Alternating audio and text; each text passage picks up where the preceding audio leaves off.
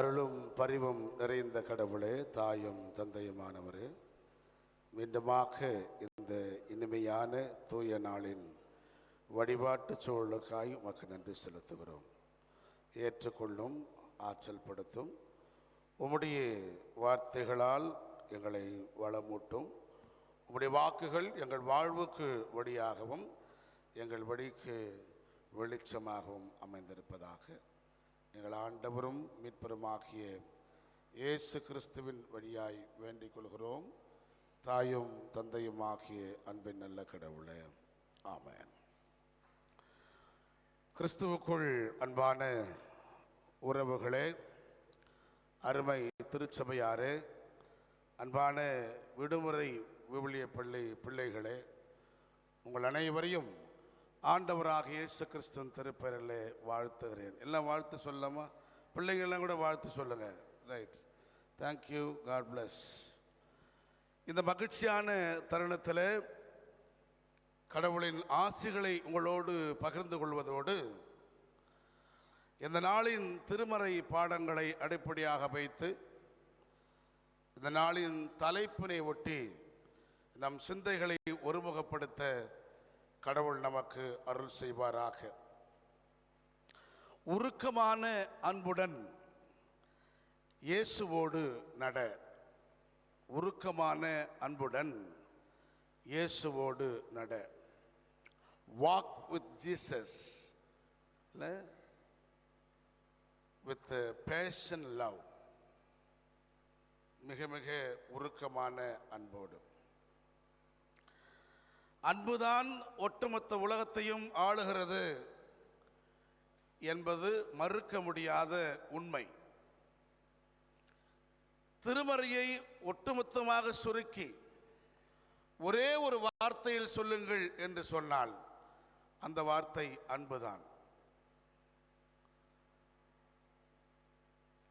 இத்தனை வாக்கியங்களும் இத்தனை திருமொழிகளும் எதை தாங்கி நிற்கின்றன என்றால், கடவுள் இந்த உலகின் மீது வெளிப்படுத்திய அன்பை தாங்கி நிற்கின்றன.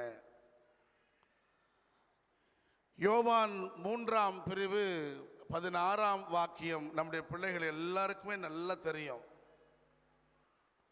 கடவுள் தன் ஒரே மகனை இந்த உலகத்துக்கு ஒப்பு கொடுத்து எவ்வளவு அன்பு கூர்ந்திருக்கிறார் இந்த உலகத்தின் மீது என்பதை அதன்படி நிரூபித்திருக்கிறார்.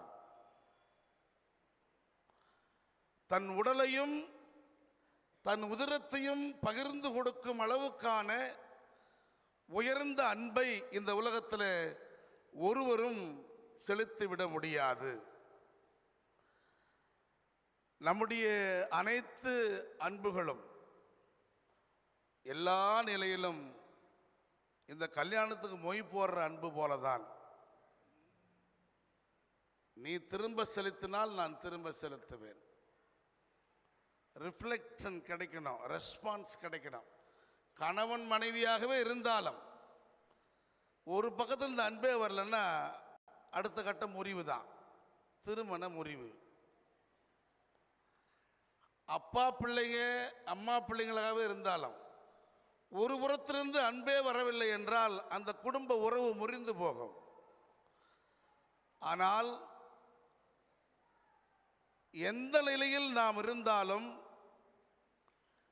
உருக்கமான அன்பு கொண்டவராய், நம் மீது அளவற்ற பரிவு கொண்டவராய் கடவுள் விளங்குகிறார் என்பதின் வழிதான் தன் ஒரே மகவை நம்மை மீட்கும் பொருளாக இந்த உலகத்துக்கு தந்திருக்கிறார். ஒரே படையலாக கிறிஸ்து தம்மை ஒப்படைத்திருக்கிறார். அதற்கு முன்னதாக ஒவ்வொரு பாவத்துக்கும் ஒவ்வொரு பலி, தகன பலி, நிவாரண பலி, எரிபலி, இப்படி பலிகளை சொல்லே போலாம். ஒவ்வொரு பாவத்துக்கு ஏற்ற மாதிரி பலி. பாவம் ரொம்ப பெருசாக இருந்தால் எருமாடு அல்லது மாடு, பாவம் ரொம்ப சின்னதாக இருந்தால் புறா குஞ்சு, 2 புறா குஞ்சு. அப்படி பாவத்துக்கு ஏற்ற போல பலிகளை செலுத்துகின்ற நிலை இருந்த பொழுது ஒட்டுமொத்த உலகின் அனைத்து பாவங்களையும் தன் ஒரே பலியால் மீட்டெடுத்த நம் ஆண்டவர் இயேசு கிறிஸ்துவை நாம் நினைவு கூற இந்த நாளில் அழைக்கப்படுகிறோம்.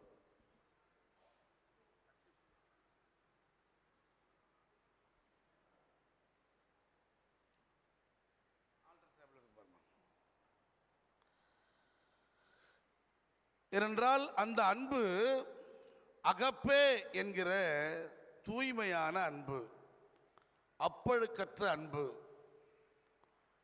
அன்கண்டிஷனல் நிபந்தனையற்ற அன்பு. அந்த அன்புக்கு பெயர் தான் தெய்வீக அன்பு. இந்த அன்பை கடவுள் நம்மிடத்தில் எதிர்பார்க்கிறார். அந்த உருக்கமான அன்பில் நிறைவு கொண்டவர்களாய் நாம் அவரை பின்பற்றி நடக்க வேண்டும் என்று கடவுள் விரும்புகிறார். எரேமியா இறைவாக்கு நூல் 31ஆம் பிரிவு 1 முதல் 6 வரை உள்ள வாக்கியங்களில் அது சிறையிருப்பின் போது எழுதப்பட்ட இறைவாக்கு நூல். 70 ஆண்டுகள் யூத மக்கள் பாபிலோனிலே சிறையில் இருக்கிறார்கள். நேபுகாத்நேச்சர் உள்ளே நுழைந்து படை செய்து போர் செய்து இந்த மக்களை அடிமைகளாக அழைத்து சென்றதை கண்கூடாக பார்த்தவர் தான் எரேமியா இறைவாக்கினர். நேருக்கு நேர் அதை கண்கூடாக பார்த்த இறைவாக்கினர் சொல்லுகிறார், இந்த அடிமைத்தனத்திலிருந்து நீங்கள் மீண்டு வருவீர்கள். ஏனென்றால் நம் மீது முடிவில்லாத அன்பை வைத்திருக்கிற கடவுள் இன்றும் நம்மோடு இருக்கிறார். இந்த முடிவில்லாத அன்பு என்பது எதை சொல்லுகிறது அப்படின்னா, ஆகாப் அப்படின்ற எபிரேய சொல்ல அதில் பயன்படுத்துகிறாங்க. இந்த ஆகாப் என்கிற எபிரேய சொல்லுக்கு என்ன பொருள்னா, இன்டிமெசி லவ் என்று பொருள். இரண்டர கலக்கும் அன்பு, ஒரே உடல் ஒரே மாம்சம் அப்படின்னு சொல்றோம்ல, கணவன் மனைவி அன்பு. அந்த அன்பை கடவுள் இஸ்ரேல் மக்கள் மீது யூத மக்கள் மீது வைத்திருந்தார் அல்லது வைத்துக் கொண்டிருக்கிறார் என்பதை இந்த எரேமியா இறைவாக்கினர் சொல்லுகிறார். எனவே நீங்கள் அந்த அன்பின் பொருட்டு மீண்டும் நல்வாழ்வை பெறுவீர்கள். அந்த அன்பினால் உங்களோடு கடவுள் நட்புறவு கொண்டு உங்களை மீட்டெடுக்க வல்லவராயிருக்கிறார். இஸ்ரேலை பார்த்து, கன்னி பெண்ணாகிய இஸ்ரேலே, உன்னை கடவுள் தன்னோடு இணைத்துக் கொள்ளுகிறார். எனவே இன்றைய சூழல் உங்களுக்கு அடிமைத்தனத்தின் நிலையை வெளிப்படுத்தலாம். நேபுகாத்நேச்சரால் நீங்கள் கடுமையாக துன்பப்படுத்தப்படலாம். இந்த நிலை அப்படியே நின்று விடாது. ஏனென்றால் மாறாத, முடிவில்லாத, தொடக்கத்தில் வைத்த அன்பிலே ஒரு எள்ளளவும் குறைவில்லாத அன்புடையவர் நம் கடவுள் என்பதை நிறுவுகிறார். இந்த மாறாத அன்பு என்பது என்ன? இந்த இன்டிமசி லவ்ல ஒருவருக்கொருவர் இரண்டல கறக்கின்ற இந்த ரொமான்டிக் லவ்ல உலகம் அந்த அன்பை மாற்றிக்கொள்ளுகிறதாம். அதனால்தான் ஆசை 60 நாள், மோகம் 30 நாள் அப்படின்னு சொல்லி முடிச்சிட்டான் இந்த மனித அன்பை. என்னதான் இன்டிமேசி லவ்வா இருந்தாலும் இந்த மனித அன்பு குறைவுள்ள அன்பாக இருக்கிறது.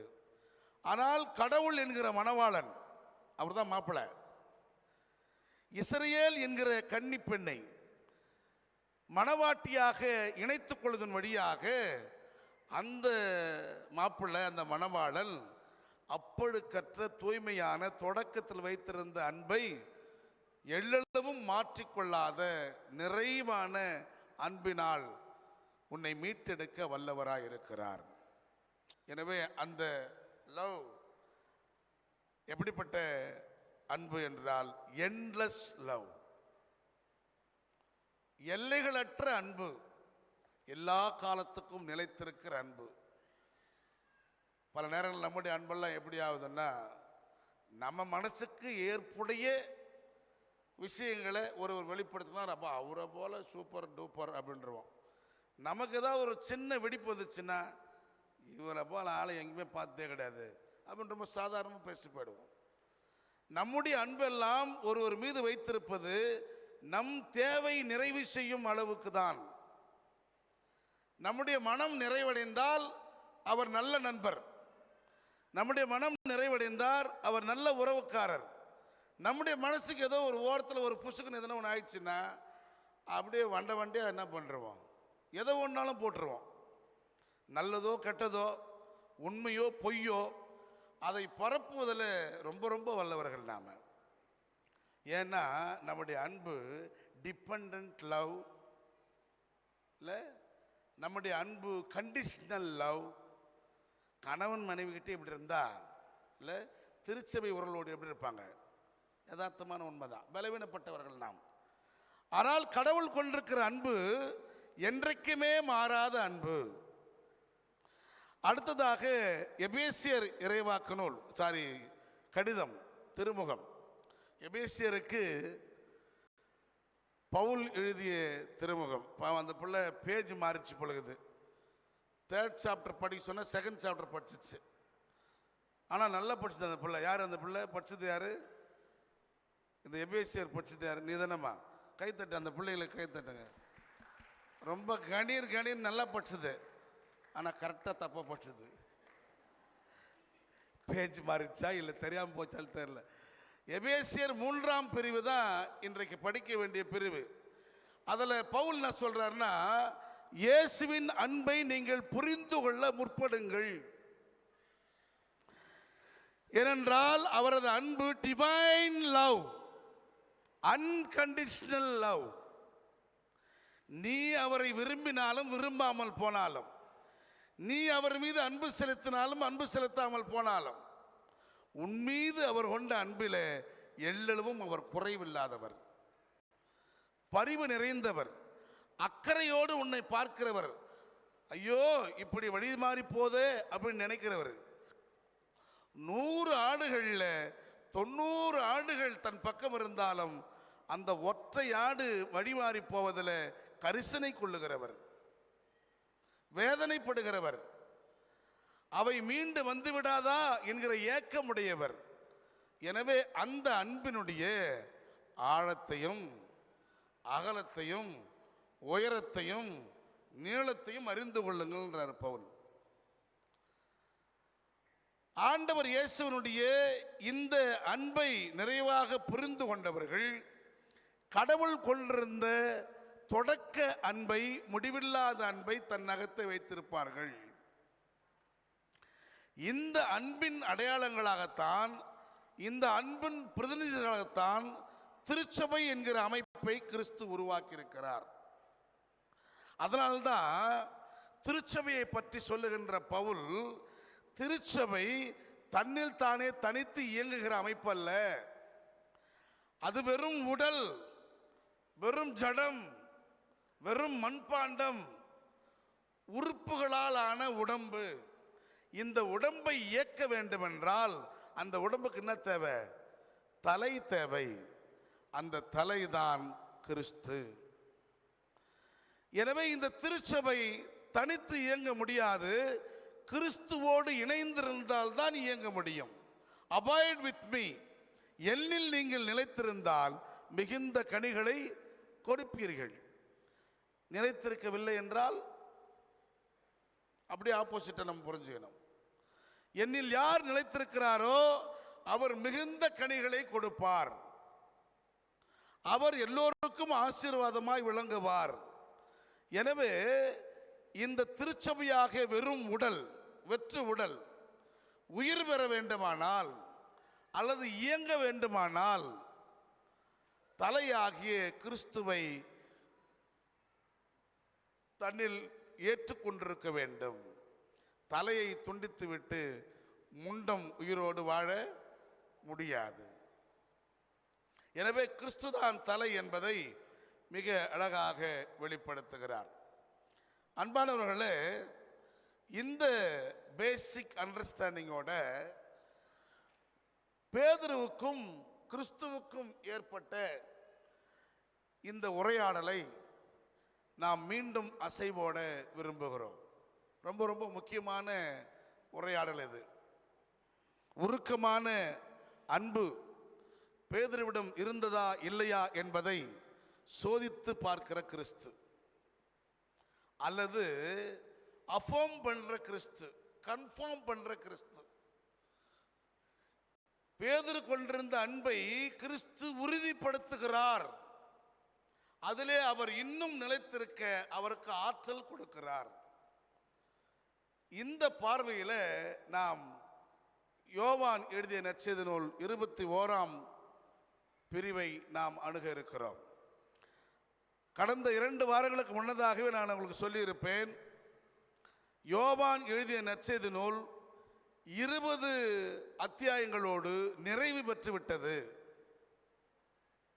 ஏன்னா அந்த 20ஆம் அத்தியாயம் கடைசி 2 வாக்கியத்தில் இந்த நூலில் எழுதப்படாத இன்னும் அதிகமான அற்புதங்களையும் அடையாளங்களையும் கிறிஸ்து செய்தார், அவற்றையெல்லாம் நான் இதில் எழுதவில்லை.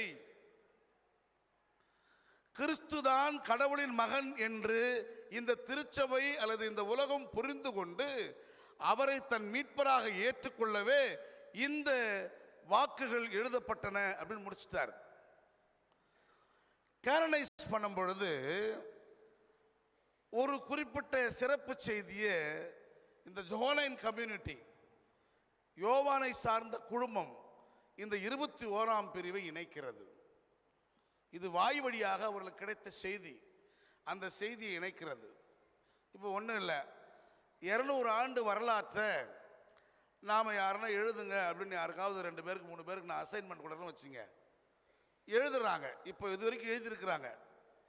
கொஞ்சம் ஆயர் எழுதியிருக்கிறேன், கொஞ்சம் செயலர் எழுதியிருக்கிறாரு, கொஞ்சம் அமுதன் எழுதியிருக்கிறாரு, கம்பைல் பண்ணியிருக்கிறோம்.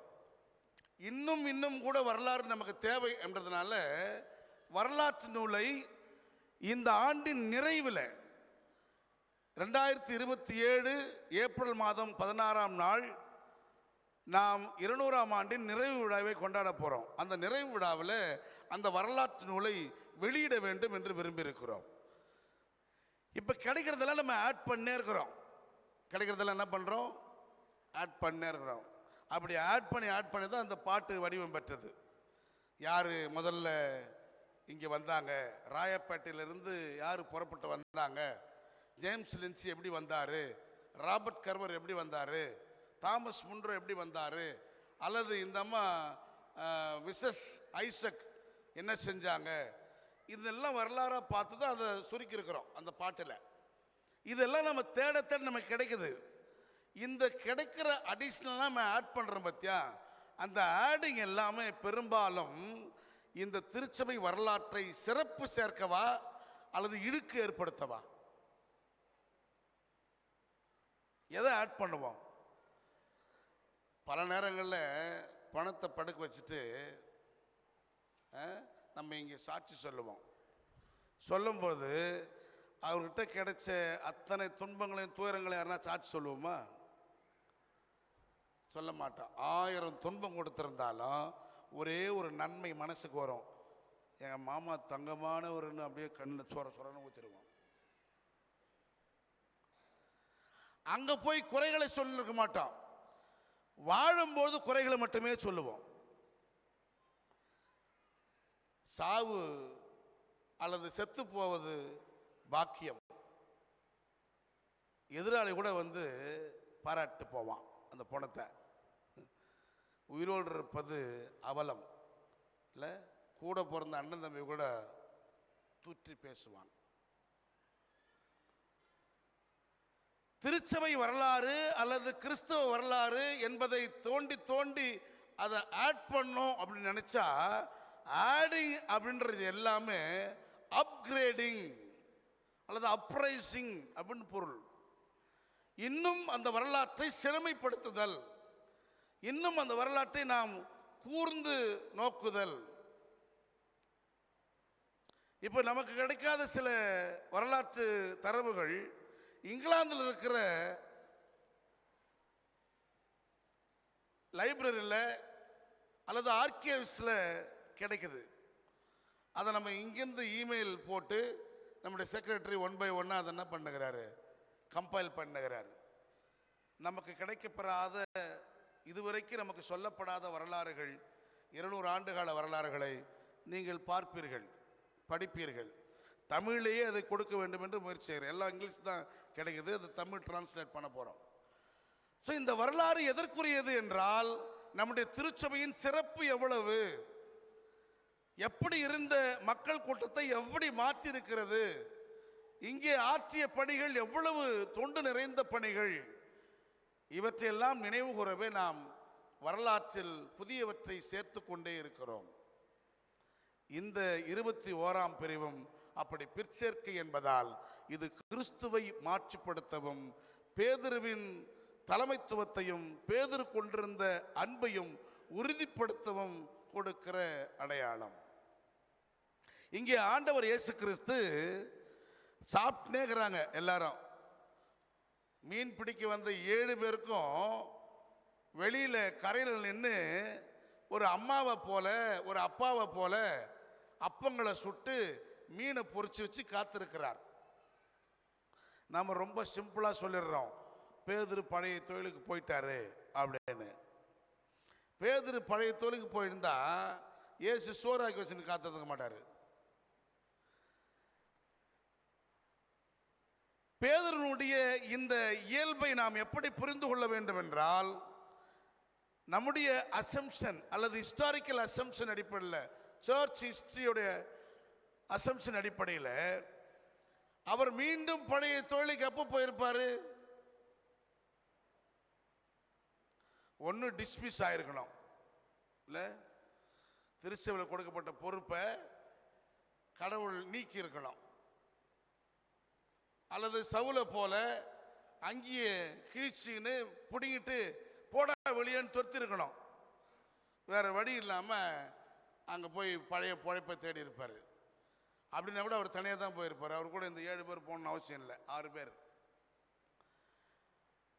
ஒன்றை நாம் புரிந்து கொள்ள வேண்டும், 50வது நாள் பாஸ்கா விழாவிலிருந்து 50வது நாள் பெந்தேகோஸ்தே நாள் அப்புறம் இந்த பேதுரு பழைய தொழிலுக்கு போக வேண்டிய தேவை இருந்திருக்காது. ஏனென்றால் பெந்தேகோஸ்தே நாளிலே அவருடைய முதல் அருளுரையால் தெருவில் வந்து நின்று பிரசங்கம் பண்றார். எந்த ஊருக்கு பயந்து மேல் வீட்டறையில் 50 நாள் ஒளிஞ்சிருந்தாங்களோ அதே ஊர் மக்களுக்கு எதிராக வெளியில் வந்து அருளுரை ஆற்றுகிறார். அந்த ஒரே அருளுரையால் 3000 யூதர்கள் கிறிஸ்துவை ஏற்றுக்கொண்டார்கள். ஒரு பெரிய காங்கிரிகேஷன் கிடைச்சிருச்சு அவருக்கு. அதன் பிறகு அவர் பழைய தொழிலை செஞ்சு பிழைக்கணும் அப்படின்ற அவசியம் இல்லை. கடவுள் அவரை போஷிப்பார்.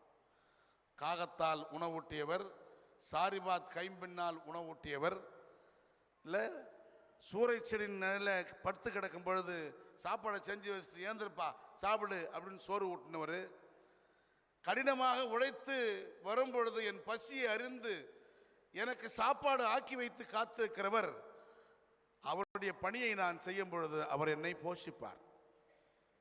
சொல்லாம எந்த வஞ்சகமும் அவர் செய்ய மாட்டார். ஆகவே 50வது நாளுக்கு பின்னால் இந்த பேதுரு இந்த தொழிலுக்கு போக வேண்டிய தேவையில்லை.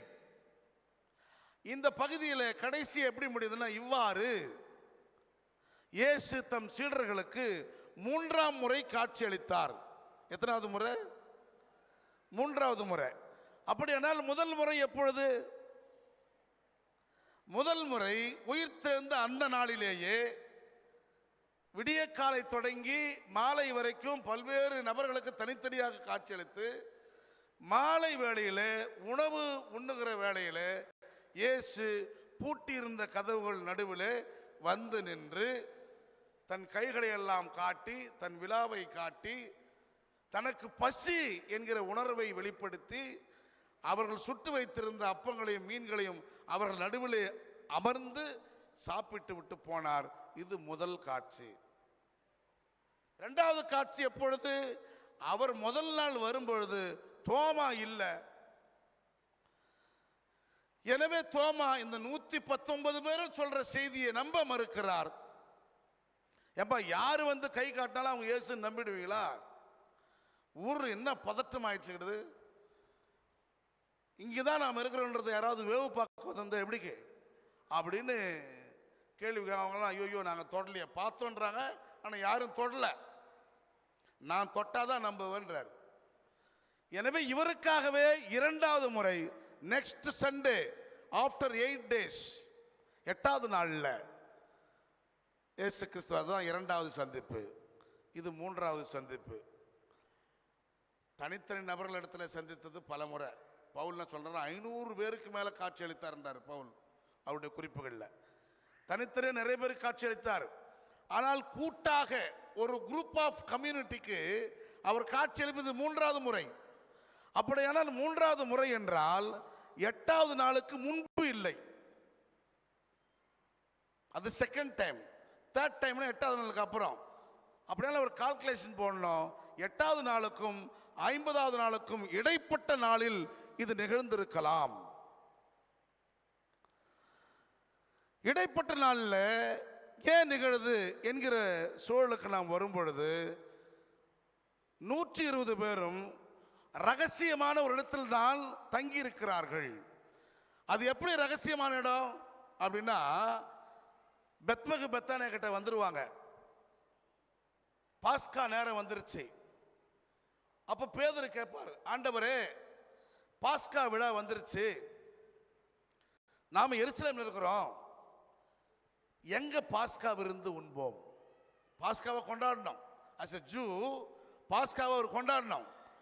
பாஸ்கா விருந்து நாம் எங்கே உண்பது? ஏன்னா அவங்களுக்கு தெரியும், மற்ற 2 வருஷமும் இயேசு பாஸ்கா விருந்தில் எருசலேமில் பங்கு கொள்ளவில்லை. ஒரு கவுண்டர் பாஸ் ஓவர் நடத்துறாரு அவர். முதல் பாஸ் ஓவர் இந்த 5000 பேருக்கான பெரும் திரளான மக்களுக்கு உணவு கொடுத்த நேரம். 2வது பாஸ்காவர் அவர் சமாரியாவில் இருக்கிறார். 3வது பாஸ் ஓவர் தான் இப்போ ஜெருசலேமுக்கு வந்துட்டார். இப்ப இயேசு சொல்றாரு, நமக்கு விருந்து ஏற்பாடு செய்ய ஒருவரை நான் தயார்படுத்தி வைத்திருக்கிறேன். நீங்க புறப்பட்டு நகரத்துக்குள்ள போங்க, பூந்தமல்லிக்குள்ள போங்க. இல்ல ஒருத்தன் பானைச்சட்டில் தண்ணி சுமந்துன்னு வருவான். அவங்ககிட்ட பேசக்கூடாது, அவங்ககிட்ட விசாரிக்க கூடாது. அவனை என்ன பண்ணுங்க, ஃபாலோ பண்ணுங்க. இன்ஸ்ட்ரக்ஷன் எப்படி இருக்குது பாருங்க. இந்த பழைய படங்களில் இந்த பக்கம் ஒரு பாதி நோட்டு இருக்கும், ரூபா நோட்டு. அந்த பக்கம் ஒரு பாதி ரூபா நோட்டு இருக்கும். 2 பேரும் கொள்ள கொடுத்தக்காரன் தான் அப்படின்னு கண்டுபிடிக்கிறதுக்கு இவன் பாதி நோட்டு இப்படி காட்டுவான், அவன் பாதி நோட்டு காட்டுவான். அப்போ சூட் கேஸ் மாறும். இவன் தான் அவன் அமிச்ச ஆளுன்னு கண்டுபிடிக்கிறதுக்கு. இங்கே ஒருவருக்கொருவர் உரையாடி கொள்ளாமலேயே இது ரகசியமான ஏற்பாடு என்பதை நிறுவுகிறார். எனவே அவர்களை நீ பின்தொடர். இப்போ எதிரில் வரவன் அவனை நான் ஃபாலோ பண்ணோன்னா அவன் இப்படி தானே போவான். ஆனா இல்லை, அவனுக்கு இன்ஸ்ட்ரக்ஷன் கொடுத்துக்கிறாங்க. யார்? அந்த வேலை வீட்டுக்காரன். 2 பேர் வருவாங்க, கலிலேயர்கள், இயேசுவின் சீடர்கள். இப்படிதான் அவன் அடையாளம் இருக்கும். அவங்கள பார்த்த உடனே நீ பானை தூக்கின்னு திரும்பிடு. அவனும் பேசக்கூடாது இவங்க கிட்ட. பானையை கொண்டு வருவான், இவங்க போவாங்க. இவன் தான் பானை கொண்டு வருவான்னு பார்ப்பாங்க. இவங்க தான் அந்த 2 பேரும் பார்ப்பாங்க. அவன் டக்குன்னு யூ டர்ன் போடுவான், திருப்பி எருசலேம் நோக்கி நடப்பான். அவனை ஃபாலோ பண்ணுவாங்க. அவன் எந்த வீட்டு அறைக்குள் போகிறானோ அந்த வீட்டு ஓனர்கிட்ட போய் கேளு, ஆண்டவர் விருந்து உண்பதற்கு எங்கே ஏற்பாடு செய்திருக்கிறேன். அவர் கூட உள்ள இருக்கிற ஹாலில் பண்ண மாட்டாரு. எல்லாரும் வந்து போடுற சாதாரண அறைகள் இல்லை, யாருக்கும் தெரியாத மேல் வீட்டு அறை, ரகசியமான ஒரு அறையை ஒழுங்கு செய்வார். அந்த மேல் வீட்டு அறையில தான் இயேசு பிடிபட்ட பிறகு கந்தையகானம் கைரகானம் ஓடி போட்ட லட்சக்கணக்கான பேரில் வெறும் 120 பேர் அடங்கிய சின்ன கூட்டம் போய் ஒளிந்து கொள்ளுகிறது. அவர்கள் யூதர்களுக்கு பயந்ததினால் தாங்கள் தங்கியிருந்த வீட்டின் கதவுகளை என்ன பண்ணியிருந்தாங்க? அடைத்து வைத்திருந்தார்கள். ஓப்பனாக வச்சிருக்கிறோன்னா யாருக்கும் நம்ம பயப்படல. பயப்படுறோன்னா கதவை சாத்தி பூட்டி வச்சு உள்ளே பூட்டி வச்சுன்னு எல்லாம் வெளியே போட்டு இருப்போம். கடங்காரனுக்கு பயந்து சில பேர் பண்ணுவோம்ல, வெளியே பூட்டி வச்சுட்டு உள்ளே உட்காந்துக்கிறது. ஏதோ ஒரு அச்சம். அப்போ இதன் நடுவில் அந்த மேல் வீட்டு ஓனருக்கு இருந்த மிகப்பெரிய சேலஞ்ச் என்ன தெரியுமா? ஒரு பெரிய விருந்து ஏற்பாடு பண்ணிட்டாரு. வேலைக்கிழமை, ஞாயிற்றுக்கிழமை, அதாவது வேலைக்கிழமை நைட்டே திரும்ப என்ன பண்ணிட்டாங்க இவங்கெல்லாம்? கைது ஆன உடனே ஏசு திரும்ப மேல் வீட்டு அறைக்கு வந்துட்டாங்க. அன்னையிலிருந்து எத்தனை நாளைக்கு அந்த மேல் வீட்டு ஓனர் இந்த 120 பேருக்கும் சோறு போட முடியும்? வெளியில போய் வாங்கலாம், பணம் படைச்சவராக தான் வெளியில போய் வாங்கலாம். வெளியில போய் வாங்கினா வழக்கத்துக்கு மாறா எடை கேட்டா அவன் கொஞ்சம் சந்தேகப்படுவான். 120 பேருக்கு 30 கிலோ தக்காளி வாங்கணும், 30 கிலோ கறி வாங்கணும், 30 கிலோ வெங்காயம் வாங்கணும். என்ன 300 கிராம் வாங்குற ஆள் நீ இல்லை? அந்த காலத்துலலாம் கடைக்கு போனால் ஏழ்மையான குடும்பங்கள் நீங்கள் ரீகால் பண்ணி பாருங்கள், குழம்பு காய்கறி கொடுங்கன்னு கேட்போம். நான் காய்கறி தக்காளி கொடு, வெங்காயம் கொடுன்னு கேட்க மாட்டான். குழம்பு காய்கறி அவன் ஒரு 1/4 கிலோ கொடுப்பான். அந்த 1/4 கிலோ ஒரு தக்காளி, ஒரு வெங்காயம், ஒரு வெண்டைக்காய் மொத்தமாக சேர்த்து இதுதான் குழம்பு. அவ்வளவு வறுமையில் இருந்த குடும்பம்லாம் இருக்குது நமக்கு. அப்படிப்பட்ட நிலையிலே நீ போய் வழக்கத்துக்கு மாறா 30 கிலோ 50 கிலோ வாங்க முடியாது. எனவே யதார்த்தம் என்னவென்றால் இவர்கள் பட்டினியாய் கிடந்தார்கள்.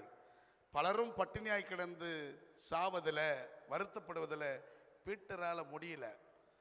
எனவே ஆபத்தை தாண்டி, பிரச்சனையை தாண்டி, அல்லது அங்க இருக்கிற ஊரடங்கு உத்தரவை தாண்டி, 144 செக்ஷனை தாண்டி, எப்பா நான் மீன் பிடிக்க போறேன்பா அப்படின்னு கையை உயர்த்த, நாங்களும் வருகிறோம் அப்படின்னு தோமா உட்பட 7 பேர் தங்கள் கைகளை உயர்த்துகிறார்கள்.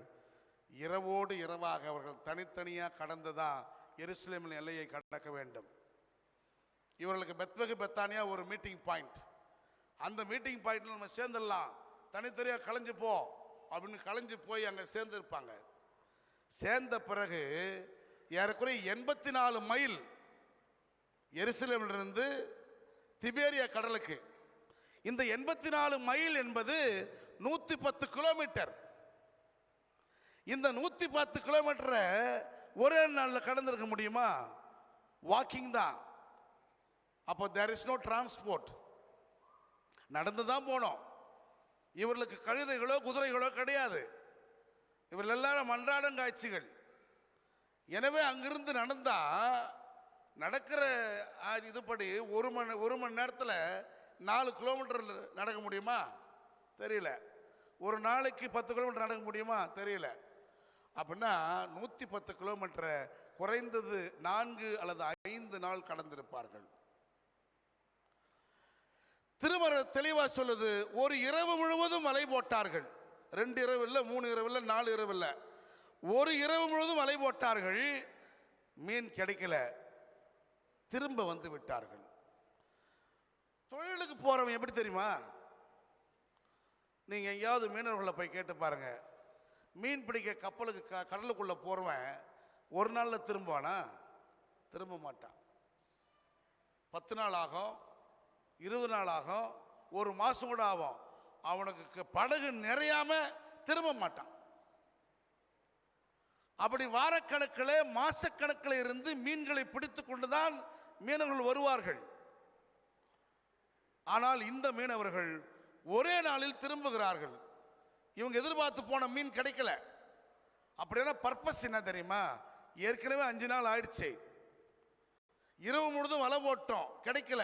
நாம இங்கேயே இருந்தோம்னா அங்க இருக்கிற மீதி இருக்கிற மக்கள் என்ன ஆவாங்களோ, வாழ்வோ சாவோ, சாப்பிட்றோமோ சாப்பிடலையோ, எல்லாரும் ஒன்னா சேர்ந்து சாவோம் என்று வேறு வழி இல்லாமல் திரும்பி வருகிறார்கள். அப்படி திரும்பி வருகின்ற மீன்களே கிடைக்காமல் வருகின்ற சூழல்ல தான் இயேசு அவர்களை பார்த்து, பிள்ளைகளே, பைடியான் அப்படின்னு ரொம்ப அழகா அந்த வார்த்தை கிரேக்கத்தில் போட்டிருக்குது. செல்லங்களே, என் குழந்தைங்களேன்னு அர்த்தம். எப்பா அப்படின்னு நம்ம சொல்றோம் பத்த, செல்லம்மா, எப்பா வாடா போடா அப்படின்னு பிள்ளைங்கள. அதுபோல பிள்ளைகளே, உங்களுக்கு உணவு ஒன்றும் கிடைக்கவில்லையா? கிடைக்கலன்னா பார்த்தா வலையை அந்த பக்கம் போடணும், போடுறாங்க. எக்ஸ்பர்ட்டான அந்த மீனவர்கள் அலையை வைத்து எங்க பிரீடிங் இருக்குன்னு கண்டுபிடிக்கிற அளவுக்கு அறிவு பெற்ற மீனவர்கள் 100 மீட்டர் தூரத்தில் ஒரு கேள்வியுடைய மீன் என்ன பண்றான், வலையை போடுறான். போட்டா வலைகடிய மீன்கள். ஆச்சரியம். இப்பதான் யோவான் உணர்றாரு, இந்த இடத்துல மீன் கிடைச்சதுன்னா இங்க போட சொல்லி வலைய சொன்னது அந்த ஆள் யாரு? உற்று பார்க்கிறார். உடனே பேதுருகிட்ட, ஐயா, அவங்க நிற்கிறவர் வேறு யாரும் இல்லை, நம்ம ஆண்டவர் தான் என்று சொல்லுகிறார். உடனே பேதுரு படகுல வரல, குதிக்கிறார். அல்ல சொல்லாம பழைய தொழிலுக்கு திருடுத்தனமா போயிருந்தா ஒழிஞ்சு நிற்பார். குதிச்சு முன்னால வந்து எல்லாருக்கும் முன்னால வர்றார். அவர் வர வர பார்த்தா நெருப்பு மூட்டப்பட்டிருப்பதையும் உணவு சமைத்து வைக்கப்பட்டதும் பார்க்கிறாரு. பயங்கரமான ஒரு பேஷன் லவ், அது பெரிய கிரேஸ். அவருக்கு இப்போ பசி, எல்லாருக்கும் பசி.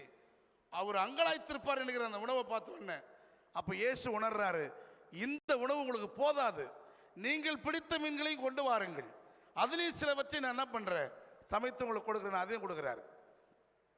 அப்படி சாப்பிட்டு கொண்டே இருக்கும் பொழுது இயேசு கேட்கிற முதல் கேள்வி, எப்பா, இவைகளை விட என் மீது நீ அன்பு கொள்ளுகிறாயா? சொல்லலாமா? இந்த இவைகள் அப்படின்றது என்ன? அவங்க அவுட்டோஸ் அப்படின்ற மூலச்சொல் தான் பயன்படுத்துறாங்க. அவுட்டோஸ்ன்றதுக்கு ஷீ, ஹி, இட் அப்படின்னு பலர்பாலையும் சொல்லலாம். இந்த இவைகள் என்பது உயிரினங்களையும் சொல்லலாம், உணவுப் பொருளையும் சொல்லலாம்.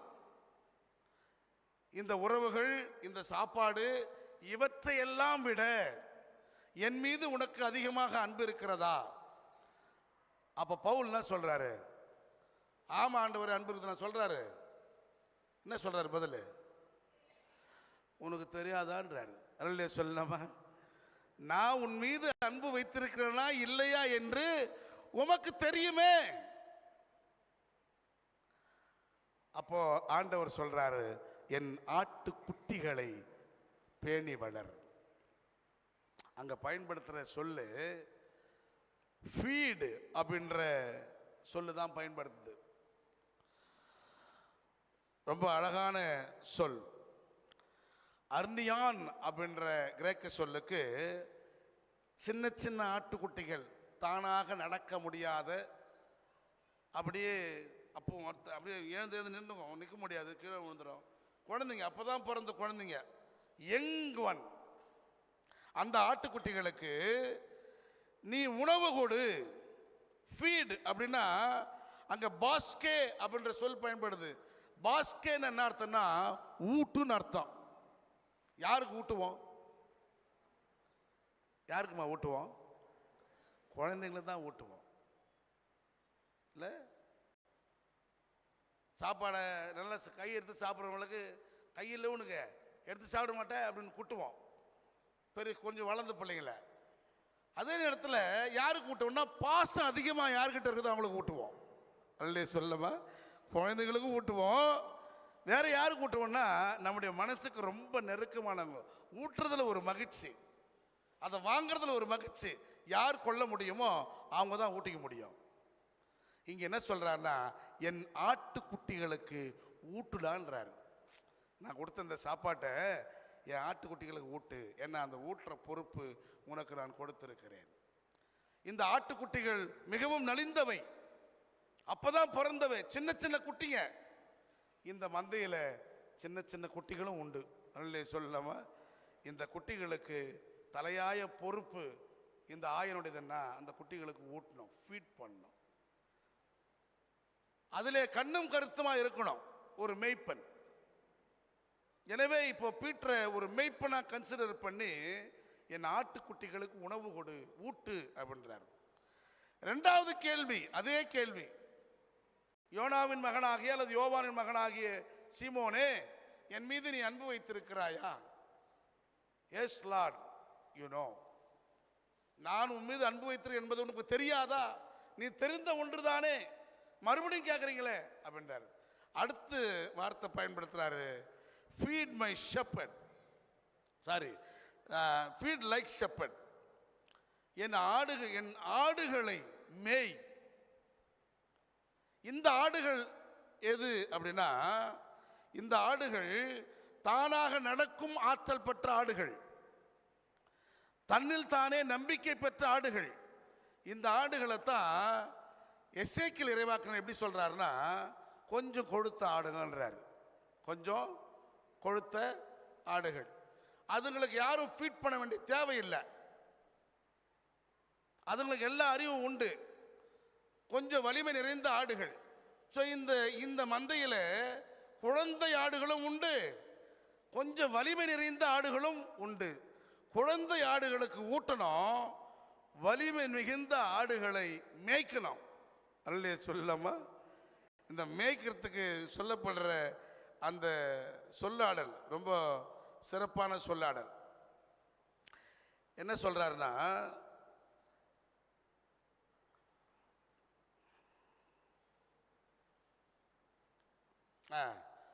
ப்ரொபாட்டான் அப்படின்ற கிரேக்க சொல் பயன்படுத்துறாங்க. இந்த ப்ரொபாட்டான் அப்படின்ற கிரேக்க சொல்லுக்கு என்ன பொருள் அப்படின்னா, தானாக நடக்கும் ஆற்றல் பெற்ற இந்த இளம் கொழுத்த ஆடுகளை ரூல் பண்ணு, அவைகள் மீது உன் ஆட்சியை செலுத்து, அவைகளை நெறிப்படுத்துன்னு அர்த்தம். ஏன்னா இந்த கொழுத்த ஆடுகள் சில நேரத்தில் தனக்கு இருக்கிற வலிமையை பயன்படுத்தி கொண்டு மற்ற ஆடுகளை தாக்கும், மற்ற ஆடுகளுக்குரிய உணவுகளை தட்டி பறிக்கும், மற்ற ஆடுகளுக்குரிய உரிமைகளை கூட தட்டி பறிக்கும். எனவே அடுத்த கட்டமாக ஒரு தலைவனுக்கு தேவையான பண்பு என்னவென்றால், அன்போடும் அக்கறையோடும் அந்த ஆடுகளை நீ நெறிப்படுத்து, அவைகளுக்கு அறிவு புகட்டு, அவைகளை நெறிப்படுத்தி உன் வழியில் நடக்க கற்றுக்கொடு. எசேக்கியேல் 34ஆம் பிரிவில் கொழுத்த ஆடுகள் நலிந்த ஆடுகள் மீது சவாரி செய்வதாக சொல்லுகிறார். ஒரு மேய்ப்பன் கொழுத்த ஆடுகளை அடித்து அதை கொஞ்சம் பக்குவப்படுத்தி நெறிப்படுத்தி நலிந்த ஆடுகளோடு அதை இணைப்பார், நலிந்த ஆடுகளின் தேவைகளையும் சந்திப்பார். நலிந்த ஆடுகள் பக்கம் நின்று கொழுத்த ஆடுகளை ரூல் செய்யும் அல்லது ஆட்சி செய்யும் ஒரு மேய்ப்பனாக இங்கே ப்ரொமோஷன் கொடுக்கிறாரு பீட்டருக்கு. அடுத்தது மூன்றாவது முறை கேள்வி, மூன்றாவது முறையும் அதே கேள்வி. இப்ப பேதுரு மிகவும் மன வருத்தப்படுகிறார், வேதனை அடைகிறார். என் லவ் உங்களுக்கு தெரியாதா? இதற்கு மேல் நான் எப்படி நிரூபிக்க முடியும்? மனம் கசந்து அழுகிறார். அந்த வார்த்தையை எலுபத்தோ அப்படின்ற வார்த்தையில பயன்படுத்துறாங்க. அதுக்கு என்ன சொல்றாங்கன்னா, the pain. யாருடைய பெயின் அப்படின்னா, the pain of child birthன்றா, பேறுகால வேதனை, பிரசவ வேதனை. இந்த பிரசவ வேதனை அடைகின்ற பொழுது ஒரு வலியோ ஒரு வேதனையோ மனசுக்குள்ள இருக்கும் பத்தியா, அது போன்ற வேதனையை பேதுரு அடைஞ்சாராம். அது போன்ற வேதனையோடு பேதுரு என்ன பண்றாரு, இயேசுவை பார்த்து, ஆண்டவரே, நான் உன் மீது அன்பு வைத்திருக்கிறேன் என்பது நீர் அறியாத ஒன்றா? இப்போ ஆண்டவர் அடுத்து சொல்றாரு, என் ஆடுகளை பேணி வளர் அப்படின்றார். முதல்ல ஆட்டுக்குட்டிகள், இரண்டாவது ஆடுகளை மேய், ரூல் ஆன் த ஷீப். முதல்ல ஃபீட் த ஷெப், lamb, இல்லை ஸ்மால் lamb. ரெண்டாவது ரூல் ஆன் த ஷீப். மூணாவது ஆடுகளை ஃபீட் பண்ணு. மூணாவது அப்படின்னா ஆடுகளுக்கு ஃபீட் பண்ண வேண்டிய தேவை இருக்குதுன்னா, சில ஆடுகள் இந்த தொழுவத்தில் நலிந்த ஆடுகளாக இருக்கின்றன. அவைகளுக்கு உணவு கிடைப்பதில்லை. அவைகளுடைய உணவை ஒருவேளை சிலர் தட்டி பறிக்கலாம். அப்படிப்பட்ட நலிந்த ஆடுகளை தெரிந்தெடுத்து அவைகளுக்கும் ஊட்டு. அப்போ குழந்தைக்கும் ஊட்டணும், நலிந்த ஆடுகளுக்கும் ஊட்டணும், உடம்பு சரியில்லாதவங்க ஊட்டணும். இப்போ காலையில் ஒரு சிக்கமின் போய் வந்தேன். 97 வயது மதிக்கத்தக்க ஒரு அம்மா, வாய் திறக்க முடியல அவங்களால. நேற்று இரவு வந்து அந்த அம்மா பெற்றெடுத்த பெண்மணி அவங்க மக வந்து ஒவ்வொன்று ஆடுறாங்க. சரி, நைட்டு போக முடியல, காலைல 7 மணிக்கெல்லாம் போயிட்டு வரலான்னு போனேன். கம்யூனியன் கொடுக்க போகும்போது அவங்களால வாய் திறக்க முடியல. நலிந்த ஆடு, நலிவுற்ற ஆடு, வயது முதிர்ந்தது தான். ஆனால் அந்த ஆட்டுக்கு ஊட்ட வேண்டிய தேவை இருக்கிறது. எனவே அது கையில் நான் கொடுக்க முடியாது. அதுக்கு என்ன பண்ணணும்? அப்பத்தை எடுத்து ஊட்டணும். அது ஊட்டின பிறகு கொஞ்சம் கொஞ்சமாக உள் வாங்கிச்சு. ரசம் கொடுக்க முடியல, வாய் திறக்கலை, இப்படி மூணுக்குது. நான் நைட் தான் அதை ப்ரிப்பேர் பண்ணேன். அங்கே போகும்போது அப்படியே எனக்கு காட்சியாக தெரியுது. மெய் செலுத்து போனேன். அந்த அம்மாவை கூப்பிட்டேன், அம்மா கொஞ்சம் வாயை திறங்க. அந்த அம்மா கீழ்தாடையை பிடிச்சி வாயை திறந்தாங்க. கொஞ்சம் ஓப்பன் ஆச்சு. அதில் ஆண்டவரே உங்களுடைய ரத்தம் இந்த அம்மாவை ஆற்றுப்படுத்திட்டோம் அப்படின்னு ஊற்றினேன். இதுதான் ஃபீட் த ஷீப்ஸ். ஆடுகள் தான், ஆனால் அவைகள் நலிந்தவை, அவை வலுவற்றவை. அவைகளால் வாய் திறந்து கூட வாங்க முடியாத சூழல். அவைகள் வயது முதிர்ந்திருக்கலாம், உடல் நலிந்திருக்கலாம், பொருளாதாரத்தால் நலிந்திருக்கலாம், அவைகள் நசுக்கப்பட்ட ஆடுகளாக இருக்கலாம். அந்த ஆடுகளையும் ஊட்டி வளர்ப்பது ஒரு தலைவனின் கடமை. இந்த 3 பொறுப்புகளையும் ஆட்டுக்குட்டிகளுக்கு ஊட்டும் பொறுப்பு, கொடுத்த அல்லது தானாக நடக்கும் ஆற்றல் பெற்ற ஆடுகள் மீது ஆட்சி செய்யும் பொறுப்பு. 3வது நலிந்த ஆடுகளுக்கு அக்கறையோடு பரிவோடு ஊட்டும் பொறுப்பு. இவற்றை கொடுத்த பிறகு என் பின்னே வா என்கிறார் ஆண்டவர். அல்லேலூயா சொல்லம்மா. என்ன அருமையான டிக்ளரேஷன். ரொம்ப அழகா கன்ஃபார்ம் பண்றாரு. Peter, you are the leader next to me. எனக்கு அடுத்து நீ தாண்டா தலைவன் என்று உறுதிப்படுத்துகிறார். இந்த 3 நிலையும் உறுதிப்படுத்திய பிறகு அதில் ஏற்படுற கன்ஃபர்மேஷன் என்ன அப்படின்னா, இந்த 3ல் இந்த டயலாக்ல இந்த ஆக்கியோன் வார்த்தை விளையாட்டு விளையாடுகிறார். வார்த்தை விளையாட்டு. இந்த வார்த்தை விளையாட்டு தெரியுமா?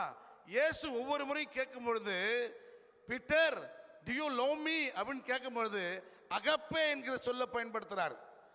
நீ என் மீது தெய்வீக அன்பை வைத்திருக்கிறாயா அப்படின்றாரு. பீட்டர் திரும்ப சொல்லும்போது ஃபீலியோ அப்படின்ற சொல்ல பயன்படுத்துறாரு. நட்புக்குரிய அன்பு சொல்றாரு. ஆண்டவரே, டிவைன் லவ் வைக்கிற அளவுக்கு ஐ அம் அன்ஃபிட். சொல்லலாமா? உன் மீது தெய்வீக அன்பு வைக்கும் அளவுக்கு நான் தகுதியற்றவன். But I love you so much. அளவில்லாத அன்பு கொண்டிருக்கிறேன். அந்த அன்பு உலகில் நட்பு கொண்ட அன்பு, ஃபீலியோ. 2வது முறை கேட்கிறார். அதே வார்த்தையை இயேசு பயன்படுத்துறார், அகப்பே. என் மீது நீ தெய்வீக அன்பு வைத்திருக்கிறாயா? பீட்டர் மறுபடியும் சொல்றாரு, ஆண்டவரே, ஆம், உன் மீது நான் அன்பு வைத்திருக்கிறேன். But this love is friendship love. ஒரு நண்பன் மீது கொள்ளுகிற அன்பு ஃபீலியோன்னு சொல்றாரு. இப்ப இயேசு இந்த ஆக்கியோன் விளையாட்டை மாத்திருக்கிறாரு. ரொம்ப அழகான வார்த்தை விளையாட்டு. இப்ப இயேசு என்ன பண்றாருன்னா, அடுத்த வார்த்தை டு யூ லவ் மீ என்று கேட்கும் பொழுது ஃபீலியோ என்ற வார்த்தையை பயன்படுத்துறார்.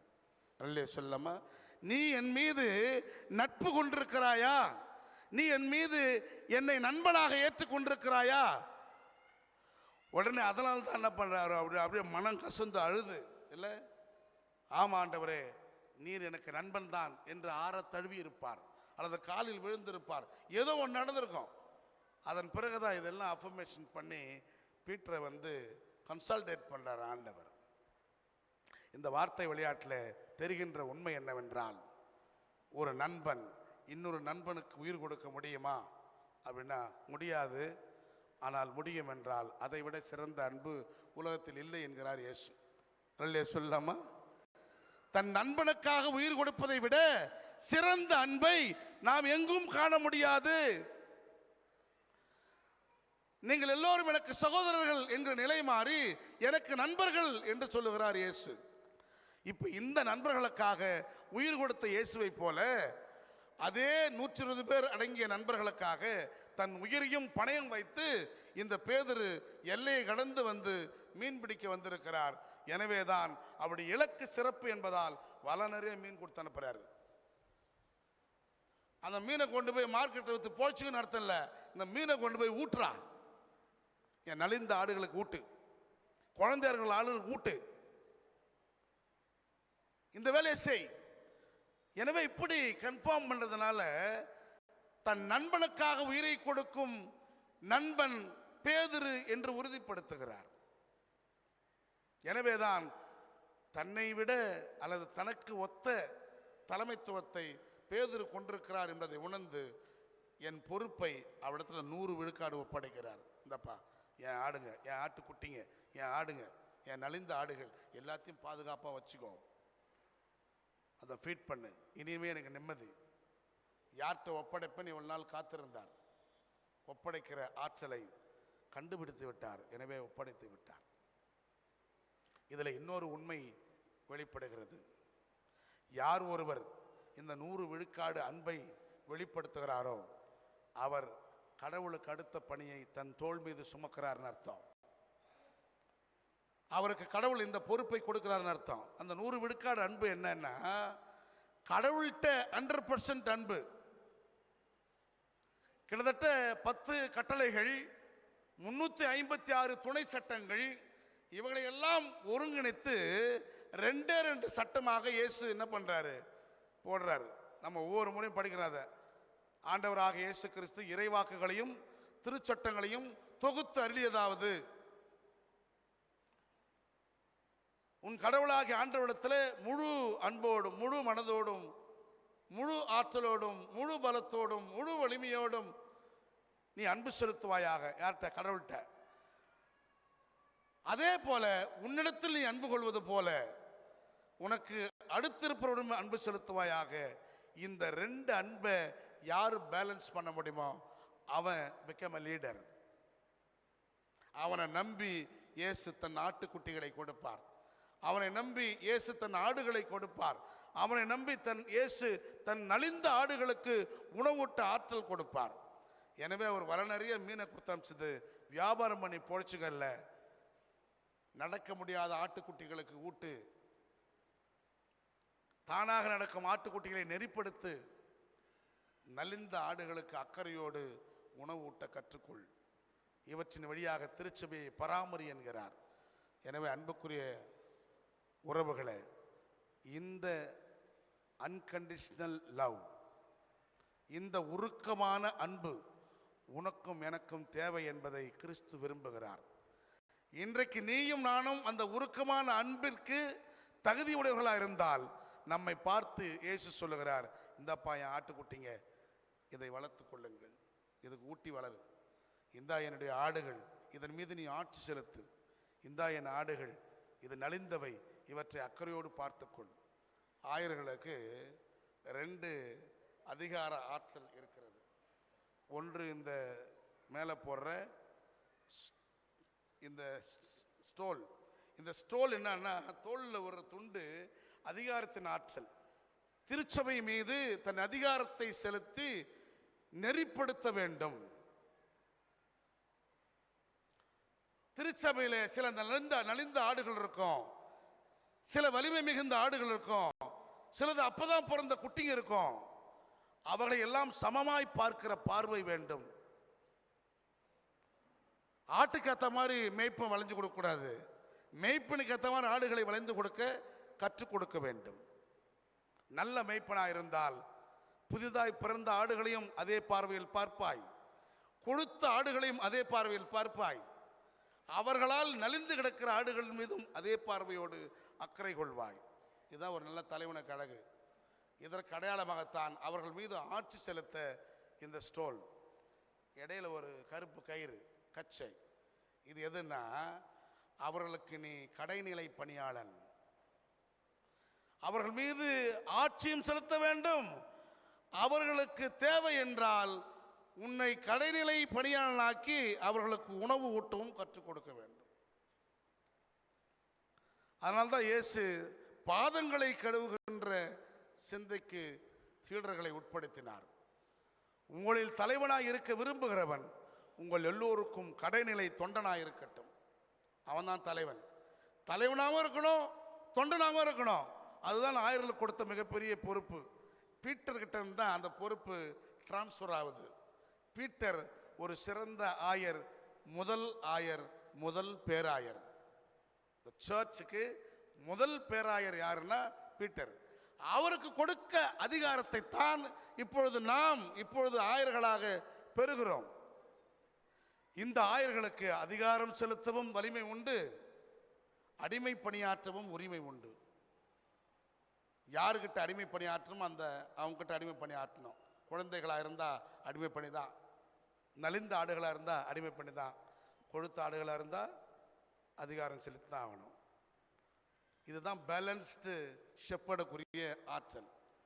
இந்த ஆற்றலை தான் ஒவ்வொரு மேய்ப்பனும் பெற்றுக்கொள்கிறான். இது அதிகாரமும் கூட, சட்டப்பூர்வமான அதிகாரமும் கூட. அதனால்தான் சுப்பீரியர் பவரை சேர்பர்சனுக்கு தராங்க, டிசைடிங் பவர். ஆனால் அதே அதிகாரத்தை கொண்டு அத்துமீறலையோ, அதிக அதிகாரத்தை கொண்டு ஆடுகளை வதம் செய்வதையோ ஒரு தலைவன் மேற்கொள்ளக்கூடாது. அந்த அதிகாரம் ஆடுகளுக்கான தேவைகளை பலப்படுத்துவதற்கான அதிகாரம். அந்த அதிகாரம் ஆடுகளை ஒற்றுமைப்படுத்துவதற்கான அதிகாரம். அந்த அதிகாரம் எல்லா ஆடுகளையும் சமமாய் பார்ப்பதற்கான அதிகாரம். இதை பேதுருவிடத்திலிருந்து இன்றைக்கு வரை திருச்சபை மரபு ஒவ்வொரு தலைவனுக்கும் தொடர்ந்து கொடுத்து கொண்டிருக்கிறது. அண்மையில் நம்முடைய குடும்பத்தை சேர்ந்த அன்பு மகள் யாரு, ஷைனி, இதை பெற்றிருக்கிறார். ஈவ்லின் மாறி மாறி வந்தது. ஈவ்லின் இதை பெற்றிருக்கிறார். கடந்த வாரத்தில் ஈவ்லின் அவர்களுக்கு அருள்பொழிவு கொடுத்து ஆயராக அவரை அருள்பொழிவு செய்திருக்கிறார். இவர் இந்த நாள் தொடங்கி ஒரு மந்தையை மேய்க்கும் பணியை பெறுகிறார். அந்த மந்தையில் சிறு ஆடுகளையும் குட்டிகளையும் அவர் கண்காணிக்க வேண்டும். கொழுத்த ஆடுகள் மீதும் அதிகாரம் செலுத்த வேண்டும். நலிந்த ஆடுகளுக்கும் அக்கறை செலுத்த வேண்டும். இவற்றை பேலன்ஸ் பண்ண தெரியாதவன் நல்ல மேய்ப்பனா இருக்க முடியாது. பீட்டருக்கு இதை பேலன்ஸ் பண்ண தான் கற்றுக் கொடுக்குறார் இயேசு. எனவே இயேசுவிடமிருந்து பேதுருவுக்கும், பேதுருவிடமிருந்து நமக்கும் இந்த பொறுப்பு கொடுக்கப்பட்டிருக்கிறது. இந்த பொறுப்பு யாருக்கெல்லாம் பகிர்ந்தளிக்கப்படுகிறதோ, இப்போ VBS teacher, Sunday school teacher, PC member, office bearer, இல்லை ஃபெலோஷிப் லீடர்ஸ் அப்படின்னு யாருக்கெல்லாம் சின்ன சின்ன பொறுப்பு, ஆல் ஆர் ஷெப்பர்ட்ஸ், எல்லோருமே மேய்ப்பர்கள் தான். உன் பார்வை ஒழுங்காக இருந்தால் நீ குழந்தைக்கு ஊட்டுவாய், நலிந்தவற்றுக்கு ஊட்டுவாய், கொடுத்தவற்றை தட்டி கொடுப்பாய். அது இல்லைன்னா கொடுத்தவற்றோடு சேர்ந்துக்கின்னு நலிந்தவற்றை பற்றியும் குழந்தைகளை பற்றியும் அக்கறைப்படாதவனாக இருப்பாய். அதை பற்றி அக்கறைப்படாத உன்னிடத்தில் பொறுப்பு தட்டி பறிக்கப்படும். எனவே அன்புக்குரியவர்களே, உருக்கமான அன்புடன் கூடு, இயேசுவோடு நடந்து இயேசுவின் மந்தையை பேணி காக்க, பாதுகாக்க ஆண்டவர் இன்றைக்கு நம்மை ஆற்றலோடு அழைக்கிறார். இந்த அழைப்பை ஏற்றவர்களாய் நாம் ஒவ்வொருவரும் உருக்கமான அன்பை கொண்டு இயேசுவிடத்தில் தம்முடைய அன்பை வெளிப்படுத்துவோம். கடவுள் தாமே இந்த ஆற்றலால் நம்மை ஆற்றுப்படுத்துவாராக. ஆமென்.